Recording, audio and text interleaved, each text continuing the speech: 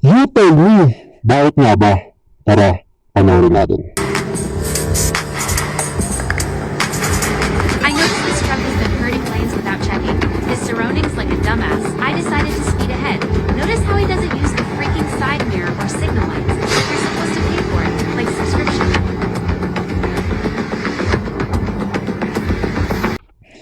Yung pagka-edit, dapat maraming angle para makita kung ginit-git ko ba talaga o masyado ko lang malapit nung nag-overtake.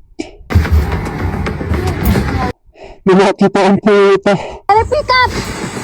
Sapakin natin! Grabe ang puta. Sapakin natin.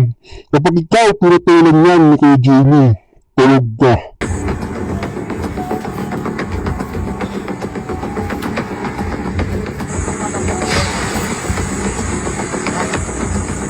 Sorry, ano? Bakit nga ba? Ha? Bakit nga ba? Bakit nga ba? Bakit nga ba? Alam mo kung lubok-lubok yung daan. You tell me! Bakit nga ba? Tell me. No, you tell me! You tell me! Huwag kang mamamakyo. Bakit nga ba? You tell me! Ginagit-git nyo kasi. May side mirror pa ako, wala! Hindi mo na dapat sinasabi. Pinagmamalaki mo pa. Hindi ka gumagamit side mirror mo? Thomas, Huwag ka nun na. ikaw ang wag ganon. You use your side mirror. Pinapagalit mo ng side mirror, nagkutuloy ng side mirror. Chuck.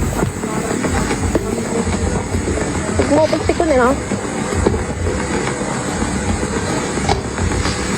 Kung ganyang kata, sira ulo. Wala. Pwede mo nga fucking plate number yan. Sorry po. Mayos ka. Marami ko yung pangit ng pikak. Pichat.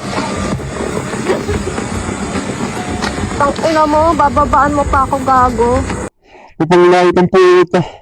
Walang kinalaman yung itsura ng sasakyan sa sitwasyon nyo. Kung mayaman ka, nanginis mo ganun sasakyan, good for you. Kung wala kang karapatang manlait.